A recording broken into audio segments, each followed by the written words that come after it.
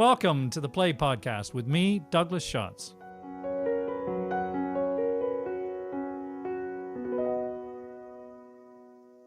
Hello, and welcome to episode 39 of the Play Podcast, where we explore the greatest new and classic plays. I'm Douglas Schatz, founder and host of the Play Podcast. The curtain rises on a TV soundstage in Chicago in the summer of 1968. Two men sit facing each other in the process of conducting a political debate. But something untoward has just happened to bring their discussion to an unexpected halt. Several uncomfortable moments of silence pass before the news anchor man sitting nearby breaks in. "I think we've run out of time, and I thank you very much for the discussion. There was a little more heat and a little less light than usual, but it was still very worth hearing. We'll be right back." The off-air studio lights come up. The anchorman swears. Jesus, is he allowed to say that? This is the dramatic opening of James Graham's new play, Best of Enemies, which reenacts the climactic moment in a series of feisty television debates between the two American political pundits, Gore Vidal and William F Buckley Jr. The debates were aired on the U.S. network ABC to accompany the Republican and Democratic National Conventions in August 1968. And they were freewheeling one-to-one dialogues between the arch-conservative Bill Buckley and the liberal writer and provocateur Gore Vidal. The two commentators held diametrically opposing political views, and the series of 10 short debates were a surprise television hit, attracting 10 million viewers. Not only did their intellectual jousting provide meaty conflict, the personal antipathy between them sparked iconic TV fireworks. As subsequent history has proved, the form and style of their venomous public battle was also a harbinger of the type of polarized personal discourse that now prevails in our current news and social media. The play is fascinating for so many reasons. The period in which it is set, 1968, was one of fervid social and political upheaval around the world. The two protagonists are wonderfully compelling and complex characters themselves, and for the glimpse into a particular moment when a new form of digital media came to dominate and even distort our public debate. As I record this in December 2021, Best of Enemies is receiving its premiere at London's Young Vic Theatre, with Charles Edwards and David Harewood starring as the two protagonists. Now, unfortunately, as I speak, the show has had to cancel its performances up until the end of the year, but I very much hope that it will return at the beginning of the new year and run until its scheduled date of the 22nd of January. If you are listening to this before the 22nd of January, please do take the opportunity to go and see the show. The playwright James Graham is one of our most prolific and popular dramatists, renowned for both his stage plays and TV dramatizations. He's carved out a niche in bringing contemporary political history to life, turning sometimes arcane events into lucid and compelling drama. His 2012 play This House at the National Theatre, for example, charted the backroom activities of parliamentary whips during the Labour government of the late 1970s, and subsequently ran for 2 years in the West End and on tour. In fact, at the same time as the revival of This House, he also had a second play running simultaneously in the West End, Labour of Love, which surveys the recent history of the Labour Party and which won an Olivier Award for Best New Comedy, as unlikely as that sounds. His recent stage successes have included Ink, about Rupert Murdoch's takeover of the Sun newspaper, and Quiz, the story of the contestant who cheated to win the top prize on Who Wants to Be a Millionaire. James adapted the Quiz stage play into a 3-part TV series which captivated the country when it was aired during lockdown in April 2020, becoming a TV event watched live by more than 5 million households. James has continued to dramatize real-life political figures and events in his other TV work. Coalition reimagined the formation of the coalition government in the UK in 2010, and more recently Brexit, the Uncivil War, in which his even-handed portrayal of the campaign guru Dominic Cummings, played by Benedict Cumberbatch, generated some contentious reaction. In fact, James's treatment of his at times controversial material is distinguished by an open-minded impartiality, a balance which by definition is at stake in the debates and characters that we are about to encounter in Best of Enemies. I'm really delighted and honored to welcome James today to talk about his new play, Best of Enemies. Hello, James. Thanks for joining me. Hi, Doug. You're so welcome. How you doing? I'm good, thank you. Better than your cast, I guess. Yeah, well, any cast in any theatre in London at the moment, it's and across the country, but particularly in London, it's I can't believe we're here again, and it seems to have happened so quickly. But we are lucky in the sense that we've got to open and press and share with an audience, and I can't imagine what it's like for those companies who have been rehearsing for 4, 5, 6 weeks and aren't going to get to open in the current climate, but hopefully they will. But my heart goes out to them, and yeah, it's a tough moment again, but we'll have to work together to get through it. Yeah, it is tragic, as you say, for those who put all their creative energies into something and to see it delayed, postponed, cancelled. I was lucky enough to see it. Great, thank you. And also, this may be short term. Let's just hope it Exactly. returns shortly. I wanted to start by asking you about these debates took place more than 50 years ago. And I wanted to ask you what drew you to these events, to write about these events, and in general, why you're attracted to write about real public figures and historical events. I'm attracted by these events, I think, because they present an opportunity. I mean, and none of this is an original thought. I mean, it's what it's what the Greeks and Shakespeare did, and hundreds of people in between. But to take these stories that are real in our recent past with real people, and dramatize them in a way to almost weaponize them to make sense of what we're going through right now. And so the selection of these stories, which I think is more driven, well, partly it's by the story. You come across a great story or great characters that you want to spend time with yourself as a playwright. And who wouldn't want to spend time with, for example, Gore Vidal in your head, or James Baldwin? These are utterly gorgeous, clever, wonderful, charming people. Um, but also, I think I've said this many times, so forgive me if I'm repeating myself, but I sort of pick anxieties. I don't think of them as themes. I think of them as anxieties. And one of my current anxieties, as I'm sure is yours and many people's, is just the way we talk to each other, our discourse, and Yeah. how we debate, how we exchange information on modern platforms, social media, the political interview, hitting the streets. How are we trying to achieve real progress and change, and what's going wrong in that particular area? And here we have this story, which is 50 years ago, but essentially we're treating with, I think, some merit. I don't think we're making this up. We are treating this moment on television in 1968, where a failing network essentially invented pundit television, breaking the gatekeepers of broadcasters and newsreaders by putting non-journalists on camera and asking them to express opinions. And as you know from the play, it didn't go very well in the end because human beings are flawed. But it did, however, I think, shape the modern culture that we're living in terms of how we debate, how we talk to each other. Yes. So you're right in two counts, I think, about your interest in the past. One is that these stories are absolutely fascinating in themselves. I suspect in some way that there might be a hidden historian inside you there who likes to just go back and research this history. And of course, there's the classic truth that really there's something to learn from the past for our present. And in this case, there's a great deal to learn, which we'll come to talk about. I'm interested in the title of the play as well, Best of Enemies. Of course, it was in fact the same title that was used for a film documentary about debates in 2015, which I've also watched, which is also fascinating. I can recommend. But what did the title signify for you? Because you kept the title of that documentary for the play as well.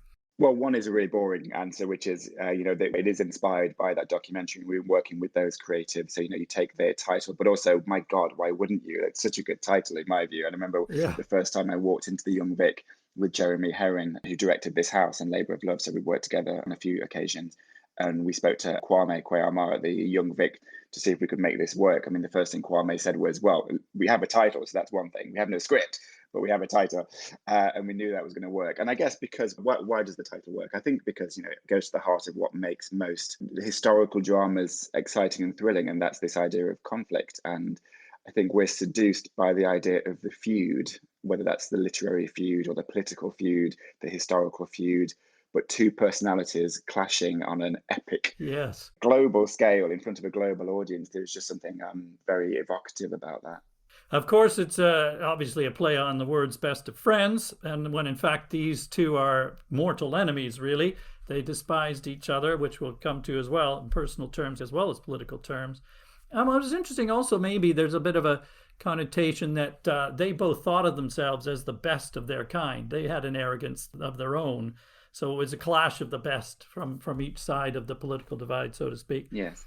And I also wondered at the end whether it might be an exhortation to be better at being adversaries. Mm. Actually, there's a flip side to that best of enemies is can we be good enemies? Yeah. But we'll come to that as well. Maybe, James, it'd be helpful if you could tell us a little bit more about who Gore Vidal and William F. Buckley were, because they were quite well known in their time, but this is 50 years ago. So can you just sketch in a little bit about who these two characters are? Absolutely. I think you're right. The majority audience, probably a British audience in London, won't be particularly familiar with these two men, and certainly a younger generation. I'll be honest, I'd never heard of William F. Buckley before I was introduced to him via the documentary. And I was aware of Gore Vidal, but I was mainly aware of him sort of his reputation, I guess, as being a great mischievous insulter, the kind of person you want at your party who will say something devastating and then leave. And being introduced to his political work and his ideology and his activism and his art was a great thrill. So yes, who do we have? We have Gore Vidal, who's the liberal end of this spectrum, and then some. He was incredibly progressive for 1960s. He was not an openly gay, but it was generally understood that he was at least bisexual and had male relationships, homosexual relationships. His work, in fact, in the form of his novel, which I think from I'm sorry if this is wrong, the 1940s, called The City and the Pillar. 1948. There we go. It was one of the first mainstream American novels with a gay protagonist, so he was really ahead of his time. And he was this, as you sort of suggested, he was also this elite. He comes from a very elite world. He was born into Washington. He was the grandson of a senator, and he was surrounded in his early years by politics and by the establishment, of which he was probably absolutely a member of, as was William F. Buckley, who is our conservative. And they couldn't be more different, except, as I'm sure we'll go on to discuss, as the title implies, they are probably more similar than they think they are. So William F. Buckley is a very interesting, difficult, problematic man, or at least my relationship with him is, and certainly the actor playing him, David Harewood, is as well. He's very impressive. He is erudite, fluent, often quite funny, conservative, he basically established conservatism in America. And again, I'll overly simplify this, but one of the great discoveries we made in the room, and one of the stories he wanted to tell, is how conservatism in the Republican Party wasn't inevitable. And in fact, in the 1960s, it didn't really exist. Conservatism and republicanism were not the same thing. And in fact, before his intervention, republicanism was going in a very different direction. It was going in a more liberal, progressive direction, because that was seemingly the inevitable endpoint of American democracy. They'd had 30 years almost of the left succeeding, and boy, was it about to change and reverse. And he was a part of that story. So these are the two men. They are both public intellectuals in the 1960s. They are two people who were probably more aware than others about the power of television in emerging into the public square and owning the political conversations that were happening in America. And they inserted themselves very aggressively into that to be the spokespeople of their respective sides. Yes, it's fascinating to say that they have a lot of similarities. They both come from an establishment sort of background. They both had political aspirations, didn't they? Vidal ran for Congress, didn't he, in 1960 and lost. Yes. And Buckley ran for mayor of New York City in the same year and also lost. So they were sort of both bruised by this political experience. And I think ultimately possibly felt a little bit like outsiders, although Vidal was unbelievably close to the center, because wasn't he related in some way to Jackie Kennedy? Yeah, I think they had the same stepfather. And you're right, there was a period in the early 60s when Vidal was absolutely the center of that Kennedy Camelot world. He was at the White House a lot, having dinner parties. And he believed, I think he believed he would one day be president. He just had to, frankly, keep his mouth shut, and he couldn't do it. So he made lots of enemies by speaking his mind, and instead became a polemicist as an alternative. Including, I think, Robert Kennedy, he made an enemy of, actually having been close to the family by saying something rude about him. Exactly. And I guess he would probably also admit that if being gay or bisexual, he probably never could have made it to the presidency. Yes. But I think that didn't stop him maybe being bruised by the whole experience or thinking that way. You mentioned his novel, The City and the Pillar. He was also, particularly at the time of these debates took place, renowned for a novel called Myra Breckenridge, published in 1968, which was even possibly more ahead of his time, wasn't it, James? It was, the title character was a transsexual woman, which seems extraordinary. No, that's right. And, I think Vidal today would be probably the first to admit that some of the representation of the language around the trans issue was probably very much of its time. But you're right. He put a trans character front and center of his novel, and it was a novel that explored sexuality and gender and power, and had some pretty shocking moments. And it made a very, very, very bad film, which I'm afraid I had to sit through to research for the play. Yes, it was. Yeah, he didn't mind shocking, and in fact, he went out of his way to shock people like Buckley, who were conservatives and believed in traditional Christian values that Vidal thought were repressive and out of date and limited the capacity for people to live happy, healthy, authentic lives. He also. We probably don't give him the justice he deserves in the play because he actually did write also very big, sweeping historical novels. He was obsessed by what he called the American Empire and its inevitable decline as he saw it, and the impossibility of the American Empire replicating all of the mistakes of the Roman Empire. So he was a great historian in intellect, but he also could not help but want to titillate. And I feel that tension myself constantly. I want to be a playwright of great integrity, but I also really like a good joke, and I like music, and I like dancing, and I want my plays to be entertaining in that same way. So, I'm not saying we're a kindred spirit, but I understand that those conflicting impulses. So you're an historian and a playwright, as it turns out, as we said. Mm. Yes, well, the world was pretty outraged, I think. Well, Buckley and his clan were very outraged by Myra Breckinridge. And in fact, he uses it almost as a slur in the debates, pointing out that this is the man who's the author of Myra Breckinridge, as if that's shorthand for him being morally degenerate. Yeah, well, he thought it was pornography, and that's how he describes it in the debates, and Yes. rather than being literature. Yes, Vidal was always an iconoclast, as you say, and there's one great aphorism in the play which he was famous for as well. There were two things you should never turn down: sex and appearing on TV, which of course references two of his personal causes in a way. And they were both self-promoters, weren't they? And in fact, very, as you said earlier, aware of the power of television and their profile. And in fact, William F. Buckley hosted a TV public affairs program called Firing Line, which ran for 33 years, which is an amazing achievement, Yeah. from 1966 to 1999.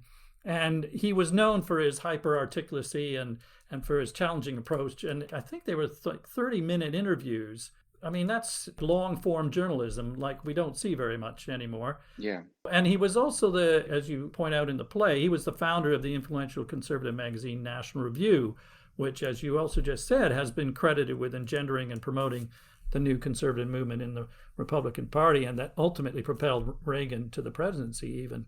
He was also very different from Vidal because he was a devout Catholic, and that may also have been slightly an outsider to the establishment world. Yes, yeah. I wanted to talk to you about the structure of the play, then coming back to how you then took these real live events and created a play about it. Interestingly, at the heart of the play, of course, there's some reenactments of the actual televised debates. You also have some other famous figures speaking and appearing in the play: James Baldwin, Mayor Daley of Chicago, Aretha Franklin, and others. And I wanted to ask you about how you approach creating lines for real life characters. So the bits of the debate, I believe, are actually verbatim. Yes, that's right. But then what have you done to put, so to speak, words in the mouths of these people?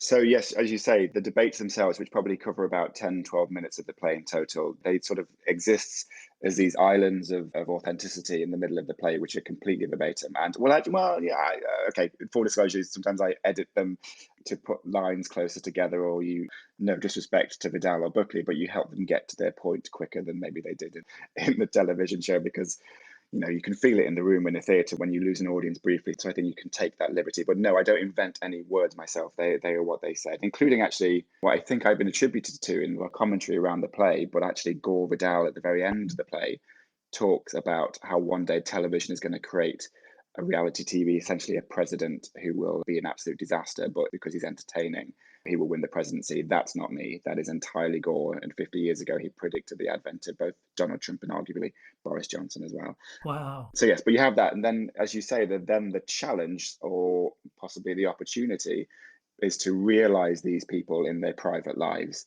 when the cameras turn off and you put them back in their hotel suite with their wife, in the case of Buckley, or your boyfriend if you're Vidal, and imagine what they may have said to each other and how they might have behaved. And to be honest, that was the most intimidating part of the writing process. Other parts of it, which include, I'm not American. I wasn't alive in 1968. So those things I think you think would be the most intimidating thing for a playwright to do. But for some reason, I don't find that intimidating. What I did find intimidating was how to, for example, write Gore Vidal in the privacy of his own life when he is infamous for being the most intelligent, most witty, the American Oscar Wilde.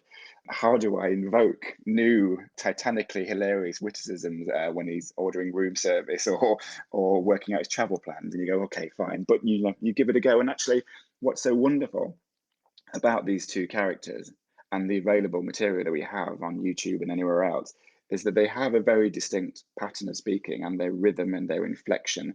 Once you sit with them for a bit, I imagine it's a bit like you can't play the piano, but you listen for long enough to a song that you're trying to replicate, and you start pushing keys, and weirdly, you start to begin to get as close as damn it to replicating that sound.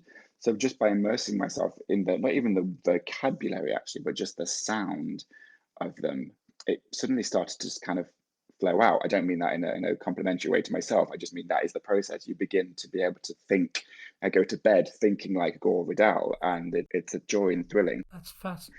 And I think you spoke about the kind of format that it takes, and it isn't just a chronological biopic. I worked quite closely with Jeremy Herron, the director, before I even began writing. And you test it, you kick the idea around, and you sort of ask questions about, so what really is this story, and why are we doing it, and what are we trying to say? And I think there was something emerged in my head about just this idea of language and rhetoric. I mean, essentially, that's what a play is about, Yes. which sounds incredibly dry and dull and cerebral, but it is about talking and language. And this idea emerged probably unconsciously about having the words of the past intervene into the play, famous speeches or moments of oratory that we remember from the 1960s sort of glitch the production. This is all before I started writing. We thought of it as lip syncing. And I imagined these moments where I imagined a moment, say, when we managed to do this, where you have James Baldwin in a party with Andy Warhol and the production glitches, and you briefly have our wonderful actor Cyrus Lowe lip syncing to the real James Baldwin. And I feel like what it does is it feels like the ghosts of the past are haunting the play, and it becomes a play about an audio experience about words and language and rhetoric and speeches and oratory. And that's the only thing I really had when I sat down and started writing. I knew it was going to be a tradition which I quite enjoy, which is turning every play into like a sports movie, like a mission. So the mission of the TV executives to transform television because they're the underdogs, they're at the bottom of the table. No one believes they're going to win, so they come up with a new idea, putting famous people on TV, and they go, and the audience settles in for the ride of that mission. Those are stuff which I just, generally speaking, know I'm going to do and try and make an audience enjoy. And then everything else is up for grabs as you go. It's fascinating that about getting the voice, because while you were saying that, I realized that I completely believed in the consistency of these characters, the protagonists in particular, both in the debates and in the private life. There was no separation to me, which is obviously a great achievement. And those celebrities, as you say, that haunting from the past, there's some fantastic speeches that are emblematic and iconic, and these characters as well. They also serve to connect us really to that period, which is such a fascinating one. But also, I wanted to ask you about the time frame, because it isn't just a recreation of what goes on in the past. These characters also speak to us today, don't they? I mean, at the very beginning, Aretha Franklin literally sort of pops up in the audience and talks to us in our time. So you're deliberately trying to bring these times together.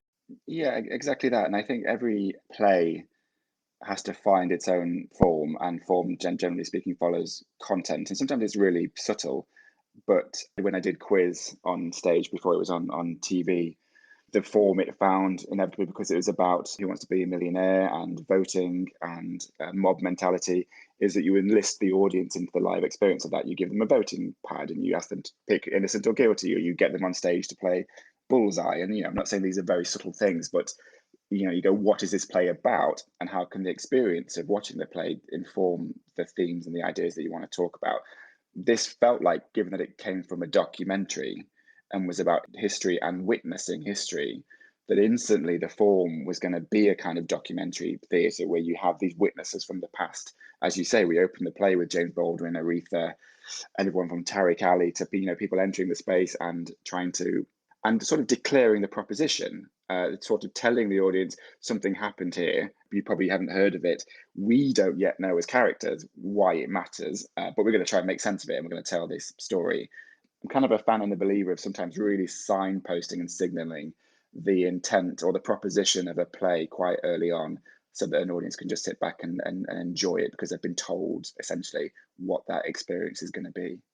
These are all wonderful characters in their own right, of course, but yes, as that device, in fact, Aretha says, doesn't she, it was a foreshadowing of an unhappy future, the one you're living in today. And also, as you're saying, bearing witness, James Baldwin character says, that is what you're all here for, speaking to the audience now. We're here to witness. So you're literally inviting us to participate, to engage with the questions that are being raised from historical events to our world today. And I think actually that I'm remembering that actually was also informed by the time in which I was writing this, which was last summer. And you'll remember the Black Lives Matter protests and the very 68 feeling of democratic engagement by people in the streets. And I wanted to capture that spirit, which mirrored 68, by it not just being a conventional naturalistic narrative that these figures, particularly people like Baldwin, who last year I remember his debate with William F Buckley at Cambridge resurfaced because of Baldwin's impossible eloquence over 50 years ago, naming the problem back then, and with such grace and oratorical power. So to have him, he's not in the documentary actually, but to bring him onto the stage, it feels like a huge privilege and responsibility. And it just felt like this was a kind of show that could tolerate and actually demanded sometimes characters looking an audience in the eye and speaking directly to them about the power of protest engagement and of being present in the room. Taking you back to those times and the similarities in times, firstly, I think my wife said this to me actually when we came out of the theater. We were talking about how we feel in our day and age that we're living through some of the most traumatic times that ever occurred, right? And of course, this pandemic is unprecedented. But when you look at what was happening in 1968, we were both going, oh my God, the world was torn apart in 1968. It's an amazing time of protest and revolution around the world, and in the United States in particular, where you have the anti-war demonstrations for Vietnam, race riots. The assassination of Martin Luther King occurred in April 1968. Robert Kennedy was shot in June 1968. And this leads up to the conventions, doesn't it, of the summer of 1968.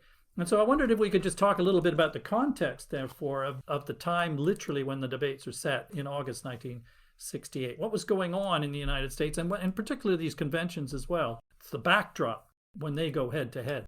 Yeah, I think that's exactly right. And as we've said, I wasn't there, but when you go through it and you're reminded of what feels like the relentless descent into chaos, I imagine it must have been quite frightening and very similar to what we feel now.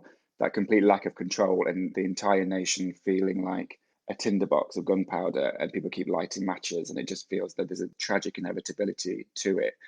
And as you said, the wave of assassinations, people just couldn't stop getting shot, and great figures who were meant to lead and guide the country just being constantly taken away. And you go, well, that's not an accident. Something is happening there. And yet there was also conversely great positives. People were being mobilized, particularly a younger generation, being mobilized into believing that their future could be different from their parents, and that a different political system was possible.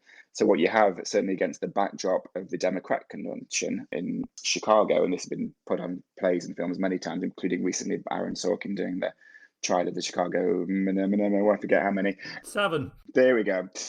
You have a majority younger generation of students and activists, and mainly left-wing progressives, who err on the side of Vidal and reject entirely the version of the country that Buckley presents, who wanted liberation, who were fighting for black rights, gay rights, women's rights, and many more. And you could take great positives from that, but I'm sure it didn't feel positive at the time. And shockingly, as we try to depict in the play, these debates, which I guess, if you were being generous to them, the mission was to elevate the discourse and get different sides talking to one another in a respectable way, where you listen and you engage and you politely put your point of view forward.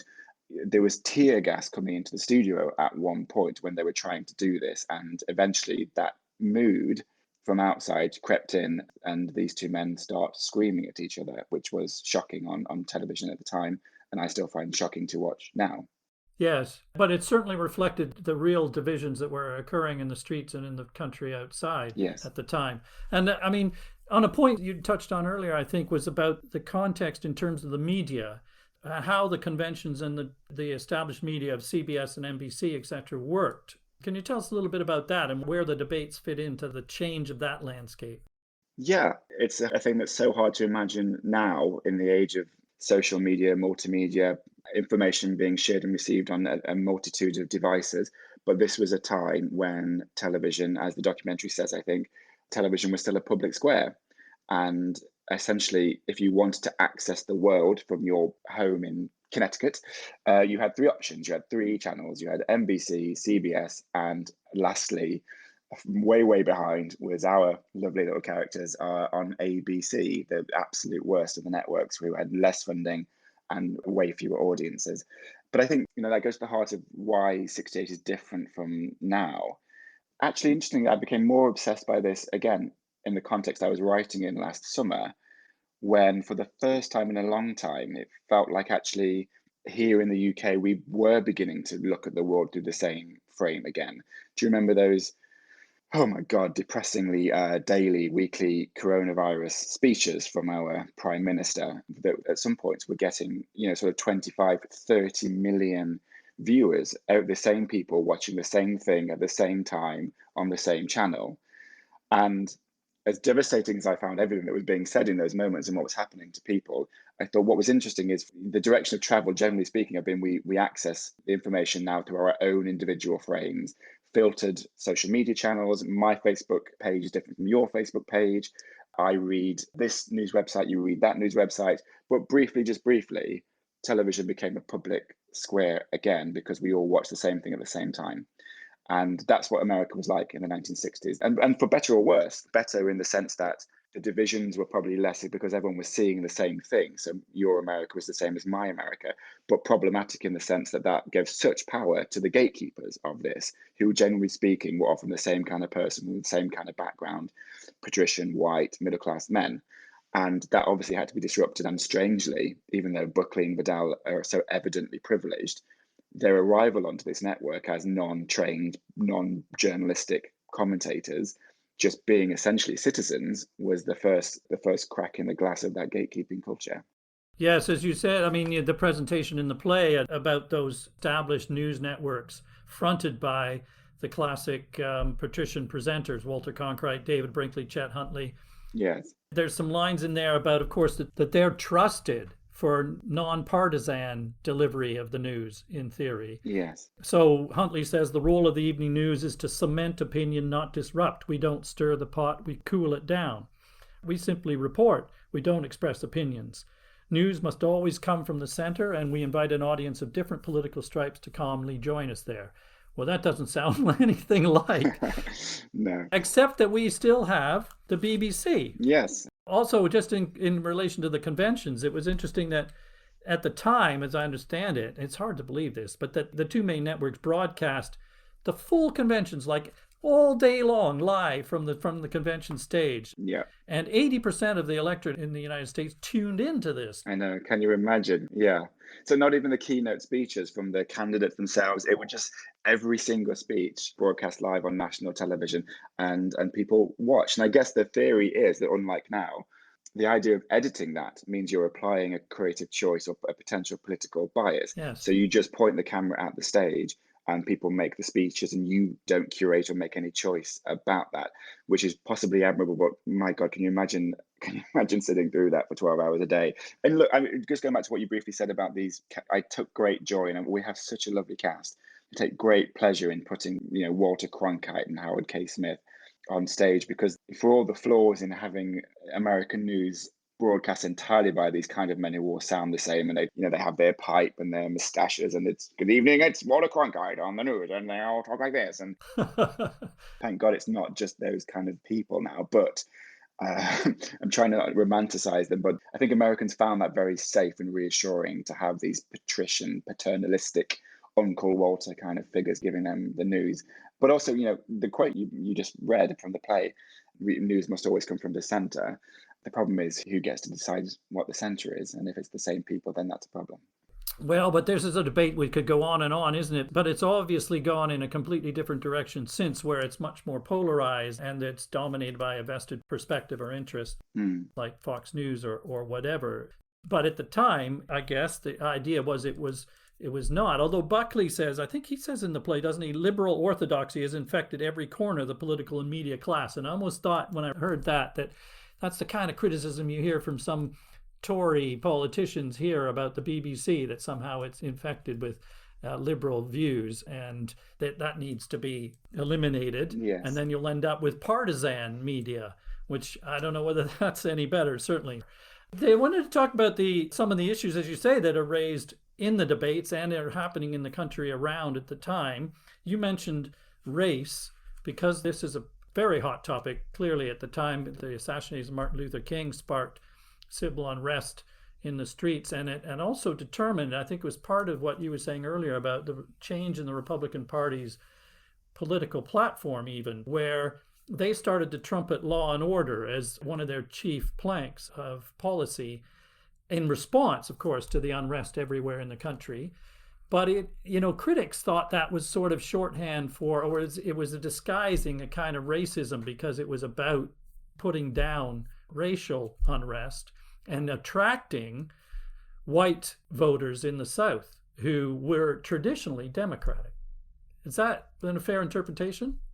That's very fair. And yes, what felt like a depressing echo of what we were living through in this country last year was that the political divide between conservatives and liberals over the role of the police, and particularly the role of the police when it comes to protest, became not just a political issue, but it became entirely cultural. The culture wars we're told that we're living through right now, but essentially splitting people between those who viewed, for example, the Black Lives Matter protests, those who viewed them as protests, or those who viewed them as riots. And that is exactly what was happening in America in 1968. Are these people legitimately protesting against a recognizable injustice, or are they looting and smashing and causing disruption? And that's where Buckley and Vidal were entirely split. Vidal saw what was happening in the streets of Chicago and what was happening in the civil rights movement, and in particular, as a legitimate protest and a desire for political revolution. He called for revolution, Vidal, in these debates, which he didn't interpret as civil war, but he meant social revolution. And Buckley believed in that. Buckley used the words that we heard time and time again, particularly from conservative politicians last year. He used the language of law and order. And rightly, they perceived political advantage in that, particularly from, as you said, constituents which may previously have voted for the left, for the Democrats, who were becoming frightened, I think, by the prospect of radical change. And so surprisingly lent more towards the politicians saying, we will keep you safe from this. Nothing has to change. Don't worry, we're going to get these people off the streets. And those issues, but also that language, those words, don't really change. Our Home Secretary, I believe, tweeted words law and order during the protests of last year, because they know the success of that amongst certain constituencies. Yeah, well, it's exactly the same as you're saying about protest and riot, the definitions applying back in 1968 in Chicago, where largely peaceful protest, and it was the police aggression that actually instigated riot, and that was proven after the fact. Though there were completely divergent opinions about that, and Mayor Daley of Chicago was saying these are riots as opposed to protests. You also, just to pour a bit more fuel on the fires, James, you include an extract of Enoch Powell's Rivers of Blood speech in the play, because Buckley at one stage interviews Enoch Powell on his Firing Line television program, doesn't he? So why did you bring him in to the mix? Because partly to expand, I think, to iris out from the very successful documentary to give a more global perspective, which I think as a British playwright is my responsibility to do that, and say that this was a mood that was sweeping the world, not just America, and that we in the UK, as opposed to us sitting there smugly thinking this is a specifically American problem, we were having our own cultural and social clashes in 1968 as well, including in Grosvenor Square, the protest against the Vietnam War, and the shocking speech that Enoch Powell made. And you don't take those decisions lightly. You consult and you check and you ask, what's the responsibilities here to accurately reflect some of those political beliefs on stage? And I think the purpose of it is David Harewood's character, William Buckley, who's interviewing Enoch Powell. And I think there is an effect there which goes, Buckley's theory and belief, and you mentioned Firing Line, which was the embodiment of his principle, that we can only achieve a successful society is if we have civil discourse with people we disagree with. He puts that forward on stage as the reason why he's doing his show. And then he introduces Enoch Powell.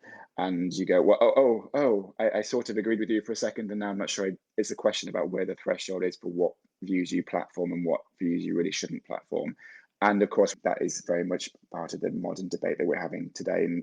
And that line is different for everybody, and rightly so, based on people's lived experience. But yeah, it's look, it's a moment when Enoch Powell steps onto a stage in the same way that it is if you put any one of that ideology on stage.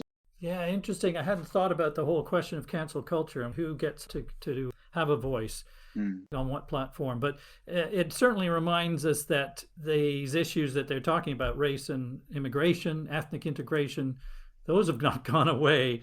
Buckley has an interesting line where he challenges Powell and saying that, don't Pakistani immigrants to Britain simply become Englishmen with brown skin in time? Yeah.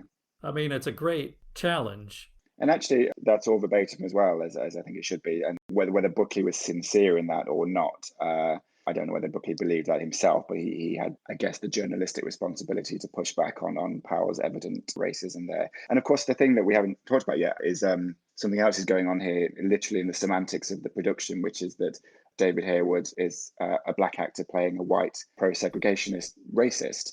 And so there you have a black British actor opposite a white British actor reenacting verbatim a clash between two white men talking about racism, but with an actor very much personally invested in this issue. And, that's not the reason why David was cast. He's cast because he's one of our great actors and hadn't been on stage for 12 years. And my God, do I think he's good. He is.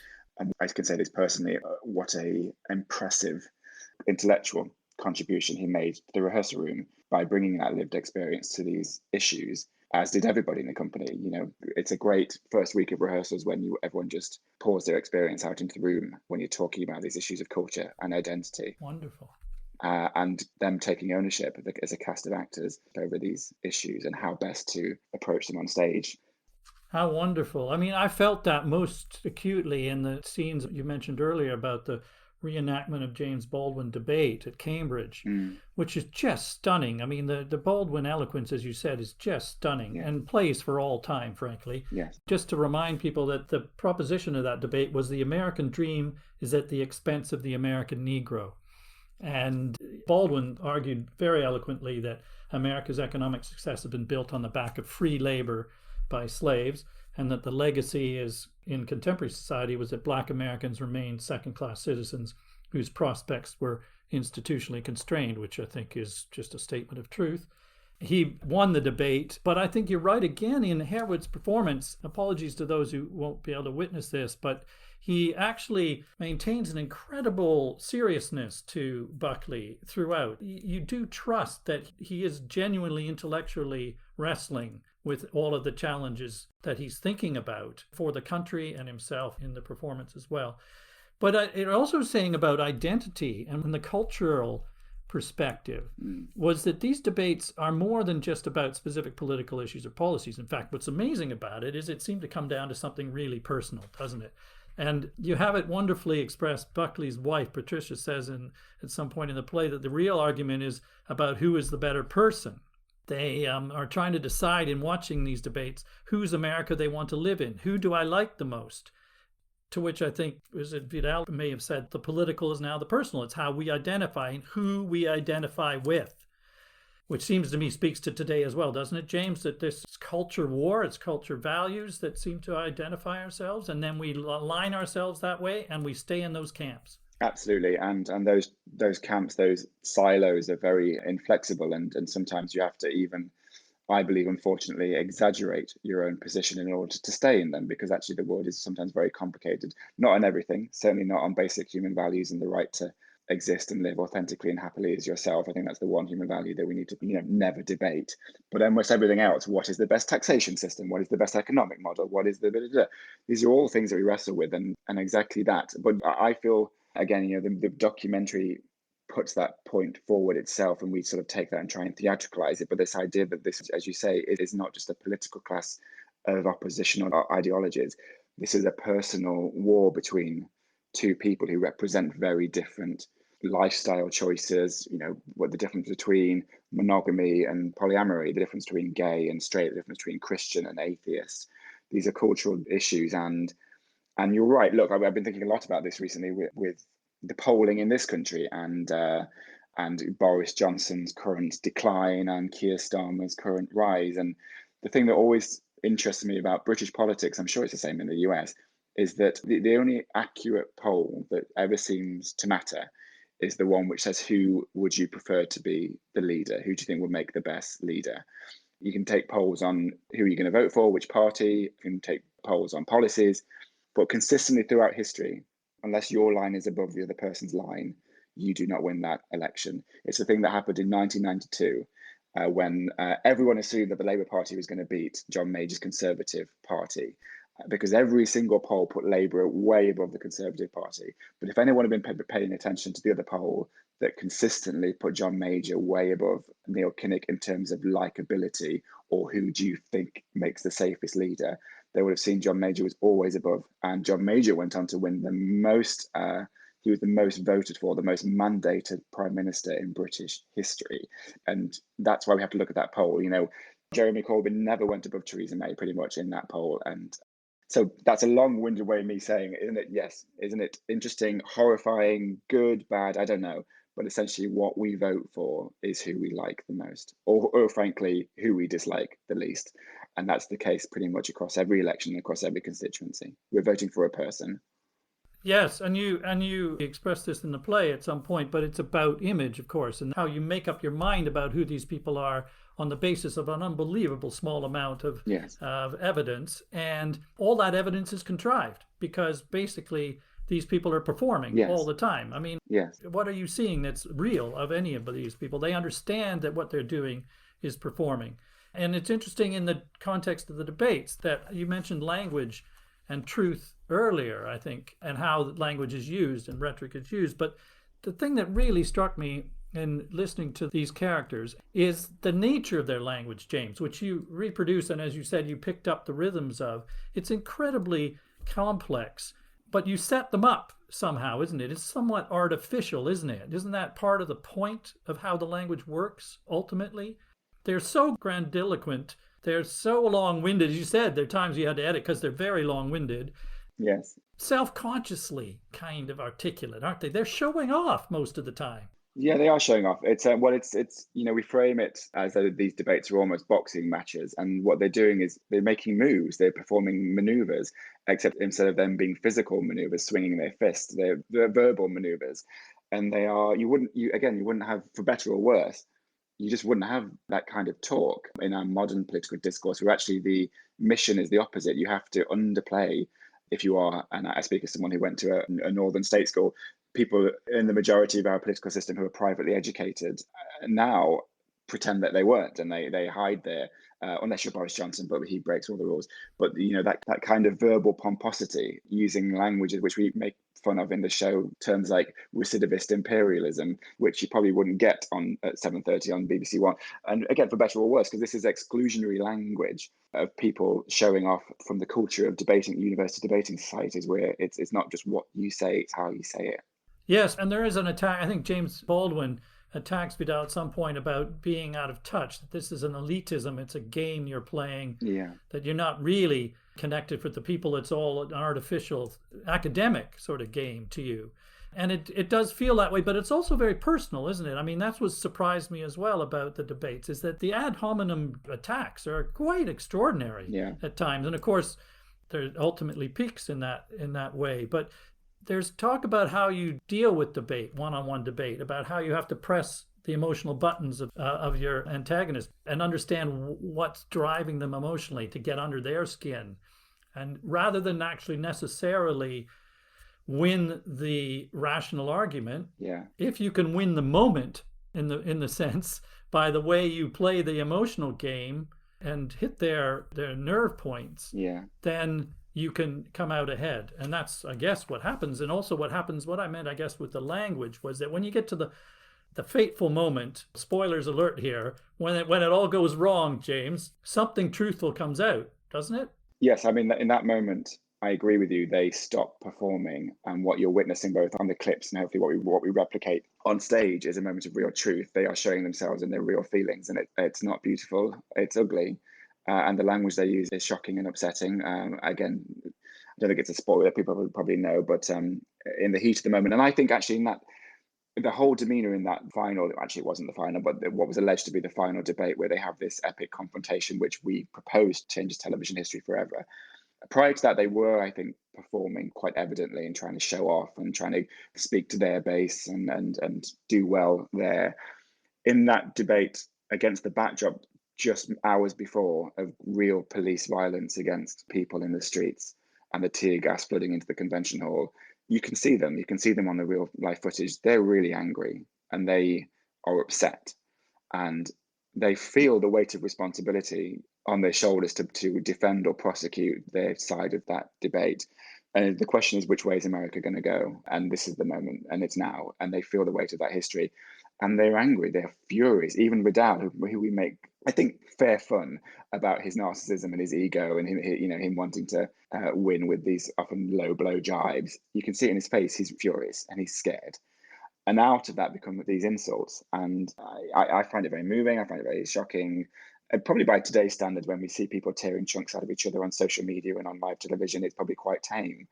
But I hope we somehow suggest in that particular culture, its echoes through history are justified. And I think you're right also about this idea of it's the strategies we see used all the time on social media, on Twitter. What is your strategy for beating your opponent as they send replies to you and you send them back? And it very quickly always becomes about interpreting their personal motives or questioning that they're not in this with good faith. If you go on YouTube and look at any clip between warriors in the culture war, whether it's Jordan Peterson or Nigel Farage, depending on whose channel you're watching, the language is always watch Nigel Farage destroy left-wing liberal feminists, blah, blah, blah, blah, blah, or watch so-and-so own this other person. And it's framing conversation as something to be won and people to be destroyed. Which I don't think, as entertaining as it is going to advance us forward, particularly as a society, to solve the problems that we need to solve. No, well, we'll come to that. But on that moment, as you say, the veils drop, don't they, of the articulacy but because of the anger, I guess, of the performance. Yes, yeah. I was struck watching them as well. Prior to that, whenever they were jibing each other, they were both smiling most of the time. Yes, they smile because they're enjoying the attack, and they smile to sort of show that no, that last hit didn't hurt me at all. This is all great fun. Yes, but those smiles disappear completely at those moments, and it really is intense. Yeah. And there's some great lines actually where Vidal wrote in an article sometime after, I think this is quoted in the play, isn't it, James? Yes. He saw a little door in William F. Buckley's forehead suddenly opened, and out sprang that wild cuckoo, in which I'd always known was there. And James Baldwin said, the veil is lifted and one is suddenly forced to witness not what we would prefer to be, but instead who we really are as a country, as a people. So you see some of the worst of our inner feelings of anger or homophobia or racism or whatever it might be. And then interesting, Buckley, of course, refers to the hate that he sees. Yes. And it's that the hate I can't bear, the normalization, the celebration of hate. So I wanted to just come to the point where I think is one of the major anxieties that you're addressing in the play, which is about the nature of debate and the legacy of this moment, perhaps, but that certainly of what followed in terms of the way we now deal with public discourse. It was one of the directors of the film said, we knew from the start we did not want to take sides. This is not a film about who wins the argument. It's a film about how we argue. Mm.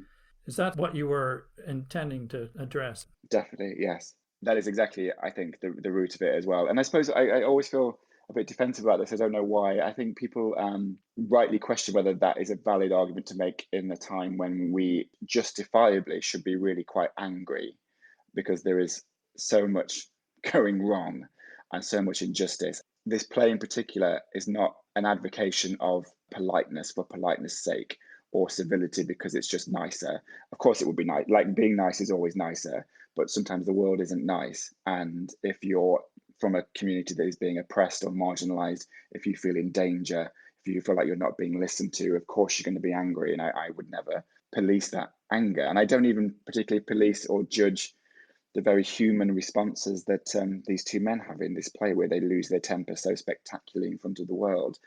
I think what it is trying to discuss is, I think it's what I'm trying to ask is, what is, given the problems of the world, what is the most successful way we can start speaking to each other in order to achieve the progress that we need to make for the people who need it?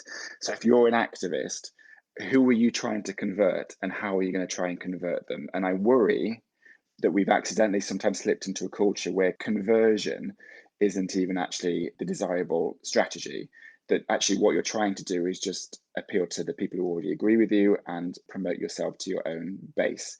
When actually that's never going to win for the people who need to win. What you need to do is find someone who disagrees with you and listen to them, and also then put forward your case as best as possible in a hope that progress can be achieved. And arguing for the argument's sake and filling your rhetoric with such hate, even though I understand it, and I'm talking from a place of privilege myself in this, even though I understand it, I think it's kind of a privilege to not care about converting somebody, because obviously if you don't care, that means you're probably fine. And actually, does that make sense? I suppose it's a conversation about conversation, this play, and what is the best way to talk to each other. And I don't have the answer.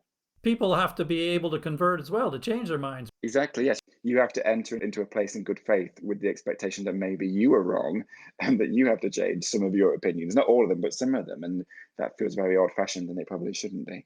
It's somehow you have to break down the gaps of where the debates are taking place and how far apart we are in terms of the medium Yeah. in which the discussion is taking place. There's a great quote, which an aphorism worthy of Vidal, I would say, James, where, if I'm not quoting you incorrectly, Twitter is an outrage machine and theater is an empathy factory.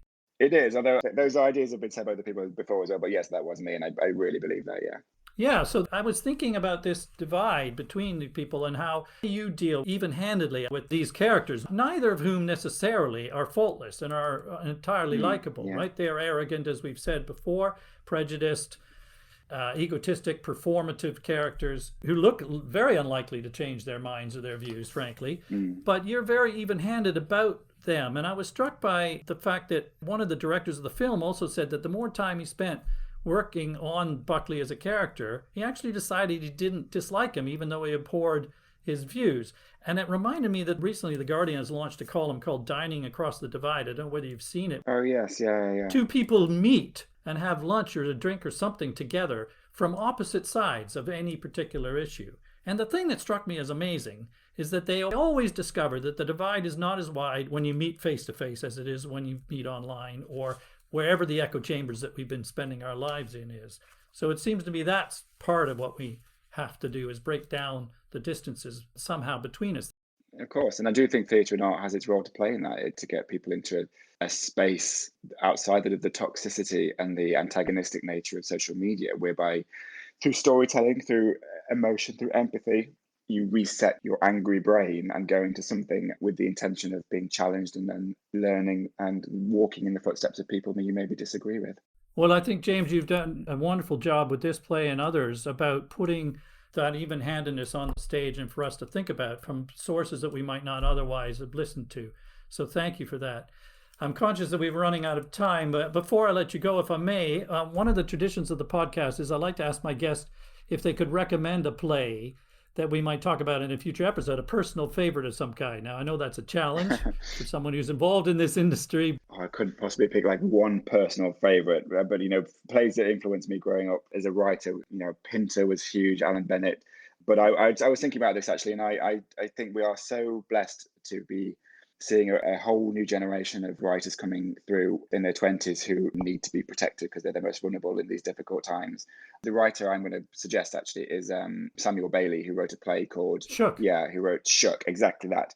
I'm not saying that's my favorite play of all time, but my God, I love it. And I thought that was an example, particularly, he's a working class kid from Birmingham and he's not your average writer. And I associate very much with his experience growing up. And I thought, the words we've used a lot here about empathy and understanding of people who don't often get presented in an empathetic way. I thought that play about young men in the criminal justice system and how he generated them as three-dimensional characters, which he just completely fell for. I thought the great humanity of that play, but the great skill, if you read that play of dialogue, that's witty but completely human and truthful, was very gorgeous to behold. So I'm really excited to see what Samuel Bailey does next. I'm going to take that as a vote of confidence and approbation of the fact that we did Shook earlier on my podcast. I talked to Sam, and I agree with you. One of the most powerful and moving things I've seen in a long time. Thank you, James, so much for joining me today and for Best of Enemies. Thank you. As the studio lights go out on these heated historic debate, what makes it such good drama is that more than the political arguments, as charged as they are in that remarkable time. And some of the fundamental issues have not gone away. The clash between the libertarian agenda and socially active government is as contentious as ever, for example, as are the moral debates. Not to mention the role of the media in our public discourse. But as with all telling theatre, it comes down to the meeting of two conflicting and complex characters. These are two fascinating protagonists, very public figures with private determinations and demons. It is their personal histories that drive their views and their performative identities. Their underlying anger, prejudices, and disappointments, which we sense behind the public masks, and we watch in fascination and fear as they are prompted and provoked, and finally punctured in front of 10 million people. Perhaps their meeting as the best of enemies is a kind of exhortation to all of us to be better at being adversaries in the debates in our own time. Thanks for listening. See you next time.